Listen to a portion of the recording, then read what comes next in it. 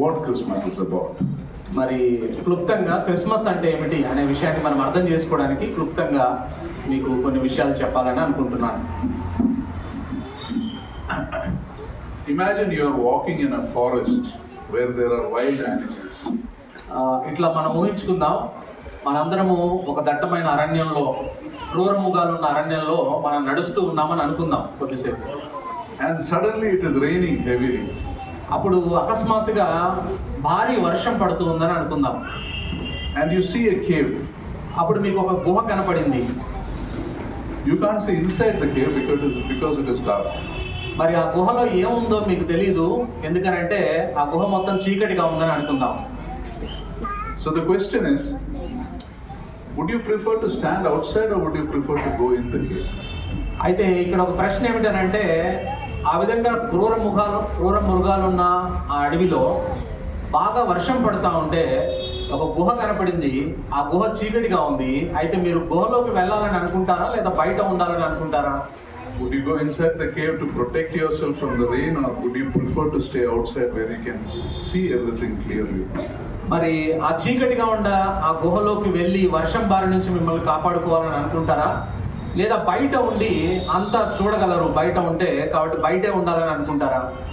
Most people will feel afraid to go into the cave, right? ఆ గుహలో ఏముందో చీకటిగా ఉంది కాబట్టి ఆ గుహలోకి వెళ్ళడానికి చాలా మంది భయపడతాం. That fear that we feel, ఆ భయం మనలో ఉంటుంది, లోపల ఏం జరుగుతుందో వెళ్తే చీకటిగా ఉంది కాబట్టి అని. The Bible says the fear that we feel is a God-given response to protect us. అయితే బైబిల్లో రాయబడ్డ మాట ఏమిటంటే, మనందరికీ ఉండే భయాలు దేవుడు మనకు ఎందుకు పెట్టాడంటే మనల్ని మనం కాపాడుకోవడానికి మనలో భయాన్ని పెట్టాడు దేవుడు. Even when our lives are not in danger also we fear many things, right? చాలాసార్లు మనము ఆ ప్రమాదకరమైన పరిస్థితుల్లో లేనప్పుడు కూడా చాలా విషయాలకు మనం భయపడుతూ ఉంటాం కదా. Now psychologists say there are many kinds of fears. మానసిక శాస్త్రవేత్తలు చాలా రకాల భయాలు ఉన్నాయని చెప్తూ ఉంటారు. One is, some of the main fears is this. First is the fear of abandonment. మరి మొట్టమొదటి భయం ఏమిటంటే, నేను being excluded, left alone. నన్ను ఒక్కరిని వదిలివేస్తారేమో, నేను ఒక్కడిని అయిపోతానేమో అన్న భయం ఉంటుంది మనకి. Many elderly people go through this fear, the fear of being unloved. కాబట్టి ఇంకా మరి వృద్ధాప్యంలో ఉన్న వాళ్ళు మమ్మల్ని ఎవరు ప్రేమించరేమో, మమ్మల్ని అందరూ విడిచిపెడతారేమో అనే భయానికి గురవుతుంటారు ప్రత్యేకించి. Another fear is the fear of failure. రెండవ భయం మనకు ఉండేది ఏమిటంటే, ఏదైనా ఒక ప్రయత్నం చేయాలంటే ఓడిపోతామేమో అన్న భయం ఉంటుంది. Fear of being humiliated or fear of loss of status. మనం అవమానించబడతామేమో, నా స్థాయి పడిపోతుందేమో అని భయపడుతూ ఉంటాం. This fear stops us from doing new things. కొత్త విషయాలు చేయకుండా ఈ భయం మనల్ని ఆపుతూ ఉంటుంది. The third is the fear of the loss of freedom. మూడవది ఏమిటంటే, స్వాతంత్రత కోల్పోతామేమో అన్న భయం. You know, this is the fear of maybe health-wise fear of getting paralyzed. మరి నాకేమైనా పక్షవాతం వస్తుందేమో అని అనుకుంటాం, రాకపోయినా కూడా భయపడుతుంటాం. Where I won't be able to move around and do my things. నా పనులు నేను చేసుకోలేమేమో పక్షవాతం వస్తే అని భయపడుతూ ఉంటాం. Or also it can be a fear of going into prison where you can't, all your freedom is taken away. మరి జైల్లో వెళ్తే కూడా నా స్వతంత్రత అంతా పోతుందని భయపడుతూ ఉంటాం. Sometimes this fear of loss of freedom is when you are trapped in a tough situation, like a difficult boss you have. కొన్నిసార్లు మనం పనిచేసే చోట కష్టతరమైన యజమాని మనకుంటే ఆయన క్రింద మనము స్వతంత్రత కోల్పోయినట్టుగా మనం భయపడుతూ ఉంటాం. Or it can be an unreasonable spouse in your own family. నీ కుటుంబంలోనే మరి బాధ్యత రాహిత్యమైన భార్య భర్త నీకుంటే నువ్వు భయపడుతూ ఉంటావు. Now these are some of the main fears. ఇవి మనుషులు ఎదుర్కొనే రకరకాల భయాలు.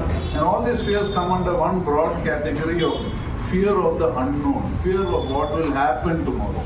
కాబట్టి ఇవన్నీ భయాలు దేని కిందకి వస్తాయంటే, వీటన్నిటిని క్రోడీకరిస్తే రేపేమి జరుగుతుందో అన్న భయము మనందరికీ ఉంటుంది. We all like certainty. We want to be in control. We don't want to want things uncertainty in our life. మన జీవితాల్లో అనిశ్చిత లేకుండా అంతా మన నియంత్రణలో ఉండాలి, అన్ని నాకు తెలిసి జరగాలి, రేపు ఏం జరుగుతుందో నాకు తెలియదు అన్న భయం కింద మనం ఉంటూ ఉంటాం. And the greatest fear of the unknown is the fear of death. మరి అన్నిటికంటే ముఖ్యమైన ఈ మనకు తెలియని భయాల్లో ముఖ్యమైనది ఏమిటంటే మరణిస్తే ఏమవుతుందన్న భయం మనందరికీ ఉంటుంది. You see, we fear our death and we fear the death of those we love. మనం చనిపోతే ఎలా అని మనం భయపడుతుంటాము. అంతేకాదు మన ప్రియమైన వారు ఎవరైనా చనిపోతే కూడా వాళ్ళు చనిపోతారేమో అన్న భయంతో మనం బ్రతుకుతూ ఉంటాం. And this fear of death is the greatest fear. ఈ మనుషులకుండే అన్ని భయాల్లో కన్నా గొప్ప భయం ఏమిటంటే మరణాన్ని గురించిన భయం, చనిపోతామనే భయం. 3 reasons why we fear death. మనం మరణానికి భయపడడానికి 3 కారణాలు ఉన్నాయి. One is death stops all our activity, all our working, earning, building, breaking, everything stops. మరి మరణించిన తర్వాత మనం పని చేయలేము, ఏమీ కట్టలేము, ఉద్యోగానికి వెళ్ళలేము, సంపాదించలేము.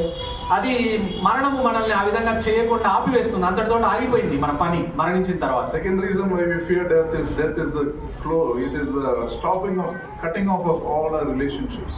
రెండవది మరణానికి మనం ఎందుకు భయపడతామనంటే మనం మరణించిన తర్వాత ఇంకా ఏ సంబంధాలు మనం కొనసాగించలేము. మరణించిన తర్వాత అయిపోయింది మన సంబంధం అందరితో. Parents children relationship cut off, brother sister relationship cut off, తల్లిదండ్రులు husband and wife relationship cut off, తల్లిదండ్రులు పిల్లల బంధము కట్ చేయబడుతుంది, స్నేహితులతో బంధము తెగిపోతుంది, భార్యాభర్తలతో బంధం తెగిపోతుంది. అన్ని బంధాలు తెగిపోతాయి చనిపోయిన తర్వాత. And the third reason why we fear death is, మూడవ కారణము మనం ఎందుకు భయపడతామంటే death is a journey from which nobody has come back.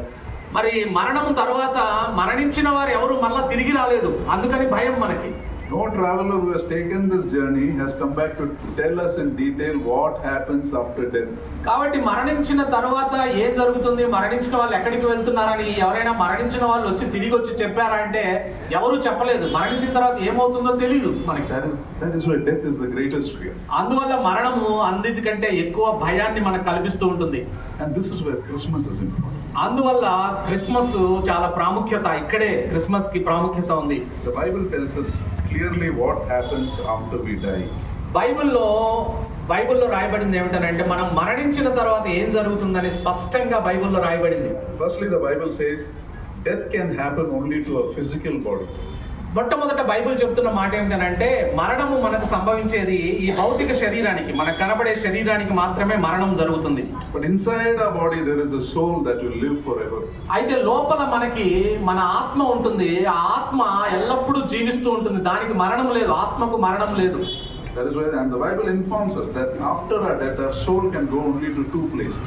ఆ తర్వాత బైబిల్లో రాయబడ్డ మాట ఏమిటంటే ఈ శరీరానికే మరణము, శరీరంలోంచి ఆత్మ వేరైన తర్వాత మరణించిన తర్వాత ఆత్మ కేవలం 2 ప్రదేశాలకు మాత్రమే వెళ్తుంది అని బైబిల్లో రాయబడింది. It will either go to hell or it will go to heaven. అది ఆత్మ వెళ్తే పరలోకానికన్నా వెళ్ళాలి, నరకానికన్నా వెళ్ళాలి. మధ్య మార్గం ఏమీ లేదు. 2 ప్రదేశాలు ఆత్మ వెళ్ళవలసినవి. Hell is a place of unthinkable pain and suffering. నరకం అంటే మన ఊహకందని నొప్పి, బాధ, భయము ఉంటుంది నరకంలో. And heaven is a place of unimaginable joy and happiness. మరి పరలోకం మాత్రం మరి మహిమాన్వితమైన అద్భుతమైన సంతోషం ఉంటుంది పరలోకంలో అని రాయబడింది. And whether we go to heaven or hell depends on the choices we make while we live on earth. అయితే మనం చనిపోయిన తర్వాత మన ఆత్మ పరలోకానికి వెళ్ళాలా, నరకానికి వెళ్ళాలా అనేది ఎప్పుడు నిర్ధారించబడుతుందనంటే భూమి మీద మనం బ్రతికున్నప్పుడే మనం చేసుకోవాలి. నేను చనిపోయిన తర్వాత నా ఆత్మ పరలోకానికి వెళ్ళాలా, నరకానికి వెళ్ళాలా అనేది భూమి మీద నువ్వు బతికుండగానే చేసుకున్న ఎంపికల మీద ఆధారపడి ఉంటుంది. You see, when we enter a new job, usually we have a probation period. మరి ఏదైనా కొత్త ఉద్యోగంలో మనం చేరితే కొంత ఉద్యోగంలో తర్ఫీదు ఇచ్చే కాలం ఉంటుంది మనకి. And how you perform in that probation period will decide whether you will remain in the job or not. నీ తర్ఫీదు కాలంలో నువ్వు ఎలా పనిచేసావనే దాని మీద ఆధారపడి నీ ఉద్యోగం కొనసాగాలా లేదా అని కొన్ని ప్రైవేట్ కంపెనీలు నిర్ధారిస్తుంటాయి. Similarly, our life on earth is a probation period. అదే విధంగా భూమి మీద మన జీవితం కూడా మరి తర్ఫీదు కాలం లాంటిది. The choices we make on earth will decide where we will spend eternity, in heaven or in hell. ఈ భూమి మీద మనం చేసే ఎంపికలు మన ఆత్మ నిత్యము పరలోకంలో ఉండాలా, నరకంలో ఉండాలా అనేది నిర్ధారణ చేస్తాయి. And the Bible says if you want to go to heaven, you must have a relationship with God. అయితే బైబిల్లో రాయబడ్డ మాట ఏమిటంటే నువ్వు మరణించిన తర్వాత నీ ఆత్మ పరలోకానికి వెళ్ళాలంటే నువ్వు దేవునితో సంబంధం కలిగి ఉండాలి ఈ భూమి మీద ఉన్నప్పుడే. We need to walk in His ways. ఆయన మార్గంలో నడవాలి మనం, దేవుడి మార్గంలో. You see, this logic is very simple and straightforward. ఇక్కడ ఉన్న తర్కము చాలా సామాన్యమైనది, మరి అది నిటారుగా చెప్పబడింది, ఏ డొంక తిరుగుడు లేకుండా చెప్పబడింది. If we walk in God's world, if we walk in God's ways in this world, He will walk with us in the world to come. ఈ భూమి మీద కనుక మనము దేవునితో నడవగలిగితే, ఈ భూమి మీద మనం బ్రతికున్నప్పుడే దేవునితో నడిస్తే, మనం మరణించిన తర్వాత మన ఆత్మ దేవునితో నడుస్తుంది. And that is His kingdom, and that is an eternal kingdom. ఎందుకంటే ఆ పరలోకం ఆయన రాజ్యం అయి ఉంటుంది, అది నిత్యము ఉంటుంది, అది ఎప్పుడు ఆగిపోయేది కాదు. But if you don't walk with Him in this world, we will not be able to walk with Him in the world to come. మనం ఈ భూమి మీద దేవునితో మనం నడవకపోతే రాబోయే లోకంలో లేదా మనం మరణించిన తర్వాత ఆయనతో నడవలేము, ఈ భూమి మీదే నడవాలి. And that place is called hell. ఆయన లేని ప్రదేశం ఏమిటంటే నరకమే. But there is one problem in this. అయితే ఇక్కడ ఒక సమస్య ఉంది. Seeking a relationship with God is not automatic. మరి దేవునితో మన సంబంధం కలిగి ఉండడం అనేది దానంతట అదే రాదు. The Bible says our sins separate us from God. ఎందుకంటే బైబిల్లో రాయబడ్డ మాట ఏమిటంటే మన పాపము దేవుడి నుంచి మనల్ని వేరు చేశాయి. You know, our sins separate us from a holy God. ఎందుకంటే దేవుడు పరిశుద్ధుడు కాబట్టి పాపులమైన మనము పరిశుద్ధుడైన దేవునితో మనం సహవాసం చేయలేము. The Bible says we are all sinners. ఎందుకంటే బైబిల్లో రాయబడింది ఏంటంటే ఈ భూమి మీద ఉన్న అందరము నీతిమంతులు లేడు, ఒక్కడు లేడు, అందరము పాపులమే, ఏ భేదము లేదు. Many people believe that as human beings we are born good. చాలా మంది మనుషులు ఏమనుకుంటారంటే నేను మంచిగానే పుట్టాను కదా అని అనుకుంటాం. And we think that the world is what makes us evil. ఈ ప్రపంచమే నన్ను చెడు చేస్తుంది అని మనం అనుకుంటూ ఉంటాం. But that's not true. అది నిజం కాదండి. The Bible says we are born with that evil nature in us. ఎందుకంటే బైబిల్లో రాయబడ్డ మాట ఏమిటంటే మనం పాపంలోనే పుట్టాము, మనం జన్మించడమే ఈ భూమి మీద పాపంలో జన్మించాం. Have you noticed little children, even before they learn to speak, they learn to lie? మరి చిన్న పిల్లల్ని గమనించారా? చిన్న పిల్లలు మాట్లాడటం నేర్చుకోక ముందే అబద్ధం ఆడటం ప్రారంభిస్తారు వాళ్ళు. If you ask a little child, did you do it? It will first shake its head. They don't learn words, but it learns that. మాటలు రాని చిన్న పిల్లవాడిని నువ్వేమైనా అది చేసావా అని అంటే మాటలు రాకపోయినా కూడా నేను చేయలేదని తలూపుతారు అడ్డంగా, అది అబద్ధం. That's because we are born with that sin nature. ఎందుకు ఆ విధంగా మనకు జరుగుతుంది అని అంటే మనము పాప స్వభావంతో పుట్టాము ఈ భూమి మీద. You know, we don't have to teach anyone how to do the wrong thing. They learn on their own. తప్పు చేయమని మనము ఏ పిల్లవాడికి, చిన్న పిల్లకు మనం చెప్పాల్సిన అవసరం లేదు. తప్పులు చేస్తారు వాళ్ళు, స్వభావరీత్యా తప్పులు చేస్తూనే ఉంటారు. You know, sometimes we think we have not done very bad things like murdering people or abusing people. But that is when we compare with each other. But when you measure it with God's holy standards, we fall short, the Bible says. చాలా సార్లు మనం అనుకుంటాము నేను ఇతరులను నరహత్యలా ఎవరిని murder చేయట్లేదు కదా, ఎవరిని మోసం చేయట్లేదు కదా, నేను బాగా బతుకుతున్నాను కదా అని అనుకుంటాం. అది ఇతరులతో పోలిస్తే. కానీ దేవుడి యొక్క పరిశుద్ధ ప్రమాణాల్లో మనల్ని చూస్తే, దేవుడి కళ్ళతో మనల్ని చూస్తే మనందరం పాపులమే. Sometimes we sin in our actions, sometimes we sin in our thoughts, sometimes we sin in our words, and we sin every day. కాబట్టి చాలా సార్లు మన ఆలోచనలో పాపం చేస్తూ ఉంటాం, మన మాటల్లో మాట్లాడే మాటల్లో పాపం ఉంటుంది, మన భావోద్వేగాల్లో కూడా పాపం ఉంటుంది. ప్రతిరోజు పాపం చేస్తూనే ఉంటాం మనం. How many of us got angry today? ఈ రోజు ఎంతమంది కోపం చేశారు చెప్పండి? ఈ రోజు ఎంతమంది కోపం వచ్చింది? That is a sin nature. ఎందుకు మనకు కోపం వచ్చిందనంటే కోపము పాప స్వభావం అయి ఉంటుంది మనలో. And when we speak bad about people, we are sinning before God. మనము ఇతరుల గురించి చెడుగా మనం మాట్లాడుకుంటున్నామంటే దేవుని దృష్టిలో మనం పాపం చేస్తున్నట్టు లెక్క. When we are rude against people, talk rudely to people, we are sinning against God. ఇతరులతో కఠినంగా ఉంటున్నాము, కఠినంగా మాట్లాడుతున్నామంటే దేవునికి వ్యతిరేకంగా పాపం చేస్తున్నట్టు లెక్క. The Bible says the punishment of sin is eternal death. అయితే బైబిల్లో రాయబడింది ఏమిటంటే మనం చేస్తున్న ఈ పాపాలకు శిక్ష ఏమిటంటే నరకము అని బైబిల్లో రాయబడింది. That is why we all die. అందువల్ల అందరం చనిపోతున్నాం. And the Bible also says there is one cure for death, only one cure. అయితే బైబిల్లో కూడా రాయబడ్డ మాట ఏమిటంటే ఈ ప్రపంచంలో ఒక్కటే పరిష్కారం ఉంది మరణానికి. A price has to be paid for our sins. ఎందుకంటే మన పాపముల నిమిత్తం వెల చెల్లించబడాలి, అప్పుడే మనము పాపము నుంచి, పాపము శిక్ష నుంచి విడిపించబడతాం. we don't have the capacity to pay that price. మన పాపానికి వెల చెల్లించడానికి మన దగ్గర ఆ శక్తి సామర్థ్యం లేదు. ఈ భూమి మీద ఉన్న ఎవరి దగ్గర లేదు ఆ శక్తి. All the wealth in the world cannot pay the price for our sins. మన పాపముల నుంచి మనల్ని విడిపించడానికి ఈ ప్రపంచంలో ఉన్న ఆస్తినంతా ఒక చోట సమకూర్చి ఆ పాపానికి వెల చెల్లించాలన్నా కూడా చెల్లించడం చేత కాదు. We need someone from outside this world to come and save us. We need a savior. కాబట్టి మనము పాపంలో నశించిపోతున్నాం, నరకానికి పోతున్నాం. కాబట్టి మన మనుషుల్లో ఎవరము ఈ పాపం నుంచి మనల్ని విడిపించలేరు. కాబట్టి ఈ మనుషులకు ఎవరైనా వచ్చి మన కోసం ఆ వెల చెల్లించాలి. And this is the good news of Christmas. ఇది క్రిస్మస్ యొక్క శుభవార్త అండి. It is not about celebration or cakes or anything. This is the good news. The Lord Jesus was born 2000 years ago as our savior. కాబట్టి మనకు పాపముల నుంచి మనల్ని విడిపించడానికి రక్షకుడు కావాలి. క్రిస్మస్ అంటే కేకులు కోయడం, క్రిస్మస్ ట్రీలు పెట్టుకోవడం, నక్షత్రాలు అలంకరించుకోవడం, కొత్త బట్టలు వేసుకోవడం కాదు.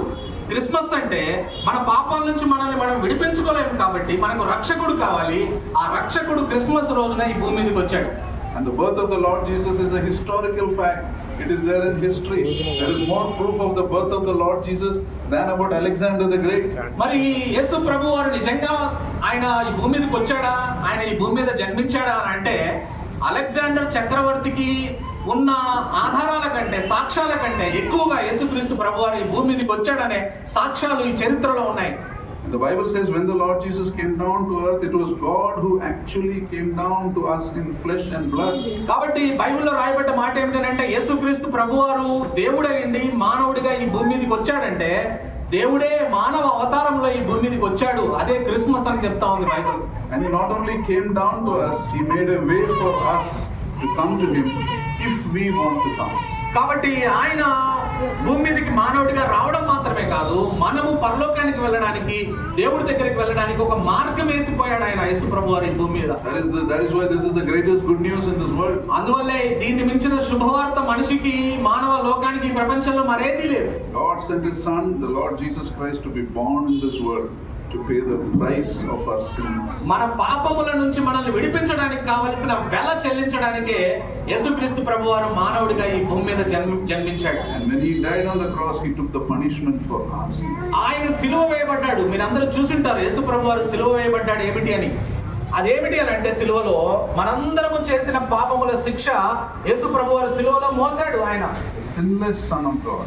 ఆయన పాపము లేనివాడు. ఆయన He paid the price for our sins. మన పాపములకు ఎంత శిక్ష విధించాలో, ఎంత వెల చెల్లించాలో ఆ శిక్ష అంతా ఆయన తీసుకున్నాడు. ఆ వెలంతా ఆయన చెల్లించాడు ఆయన రక్తం కార్చడం ద్వారా. That's why the Bible says anyone who believes in him will not perish but have eternal life. అందువల్లే బైబిల్లో రాయబడింది, ఎవరైతే యేసు ప్రభువునందు విశ్వాసం ఉంచుతారో వారికి ఏ శిక్ష లేదు, వారికి నిత్య జీవం ఉంటుంది, వారు పరలోకానికి వెళ్తారని బైబిల్లో రాయబడింది. But believing is a choice we make. అయితే విశ్వసించడము, ఆయన్ని విశ్వసించకపోవడం అనేది మనం ఎంపిక చేసుకోవాలి. Because God has given us a free will and God will never force.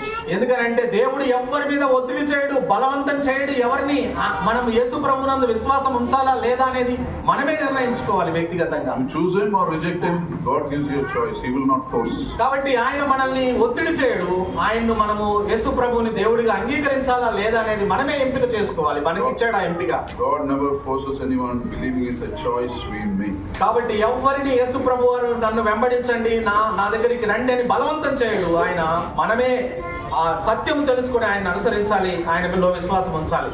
In this world today now we see a lot of this forced conversions. A lot of news is happening. ఈ ప్రపంచంలో మనం చూస్తూ ఉంటాం, బలవంతపు మత మార్పిడులు జరుగుతున్నాయని మనం వింటూ ఉంటాం. Forced conversion is not a biblical concept. కాబట్టి బలవంతపు మత మార్పిడులు బైబిల్లో రాయబడలేదు, అది తప్పు బైబిల్ ప్రకారం. Bible never teaches it. Bible never encourages it. Bible ఎప్పుడు ప్రోత్సహించదు, బైబిల్ అలా చేయమని బోధించదు Bible. Anyone who attempts forced conversion is disobeying scripture. ఎవరైతే బలవంతపు మత మార్పిడి చేస్తున్నారో వారు దేవుని వాక్యానికి విరోధంగా ప్రవర్తిస్తున్నారు, బైబిల్కు వ్యతిరేకంగా ప్రవర్తిస్తున్నారు. For the Bible says, if you realize, anyone who realizes their sinful condition without God and desires to come out of that condition.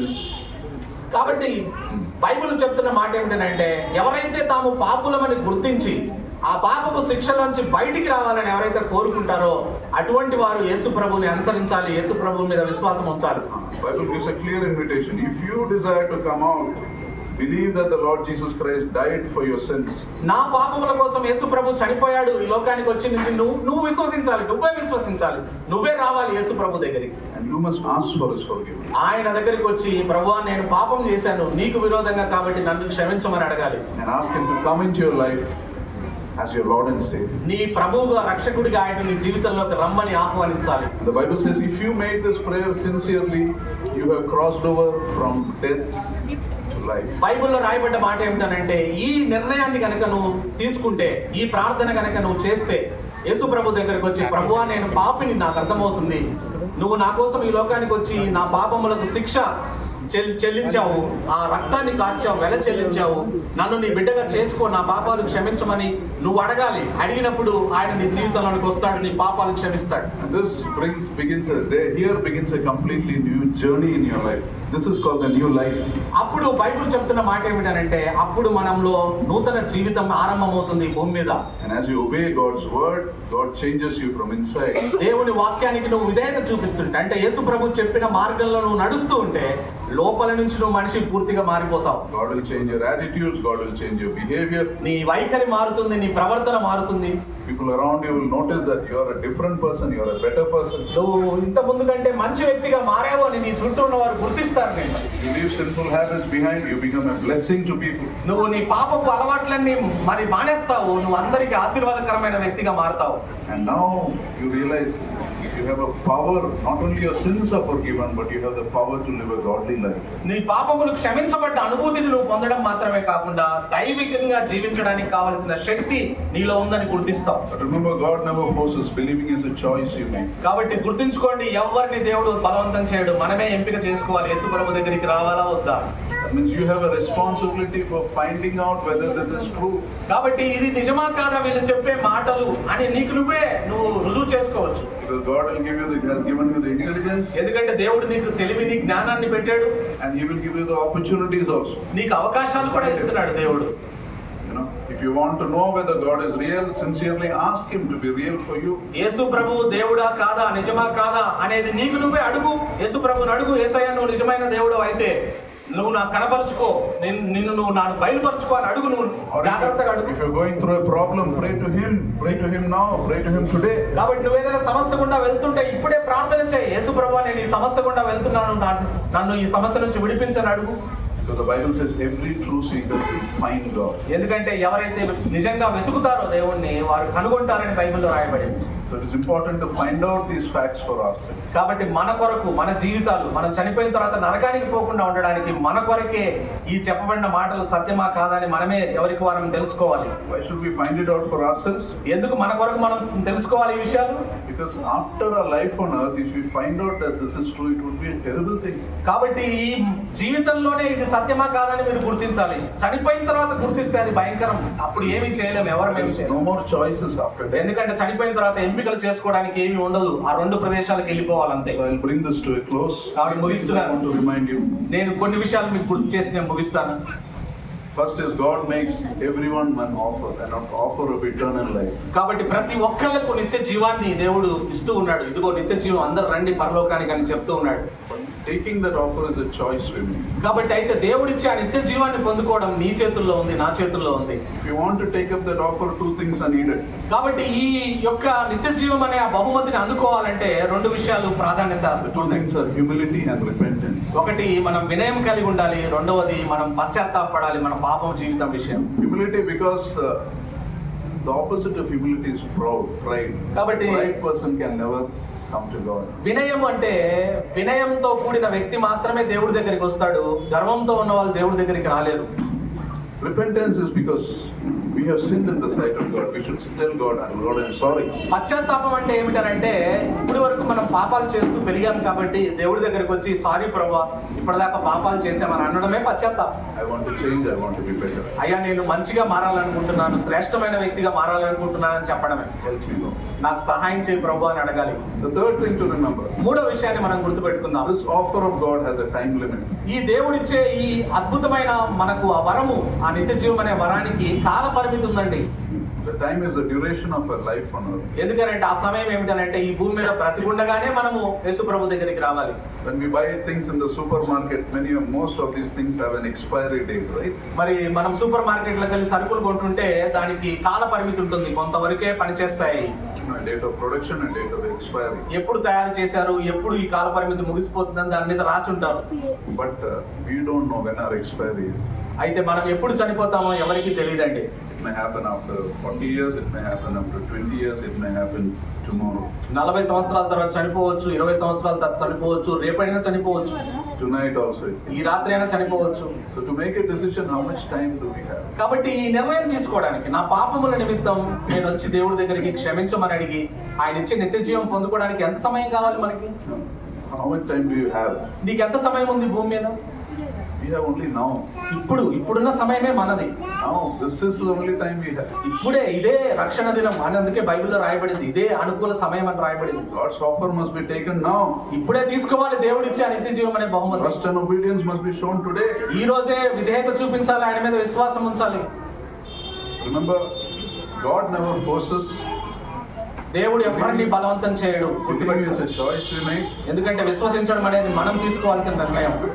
But choices have consequences. అయితే మనం తీసుకునే ఎంపికకు పర్యవసానాలు ఉన్నాయి, మనం గుర్తుపెట్టుకోవాలి. Either fearful consequences or joyful consequences. భయం కల్పించే పర్యవసానాలు లేదా సంతోషకరమైన పర్యవసానాలు మన నిర్ణయం మీద ఆధారపడి ఉన్నాయి. This is the message of Christmas. ఇది క్రిస్మస్ సందేశం అండి. Our life on earth is brief, it is uncertain. ఈ భూమి మీద మన జీవిత కాలం కొద్దిగానే, అది అనిశ్చిత కాలంలో మనం ఉన్నాం. But there is a better world coming. అయితే శ్రేష్టమైన లోకం రాబోతుంది ఈ భూమి మీద ఉన్న లోకం కన్నా. And those who are serious in their relationship with God can enter that better world. దేవుడితో ఎవరైతే మంచి సంబంధంలో ఉంటారో వారు ఆ నిత్య జీవంలోనికి వెళ్తారు. How do you know this is true?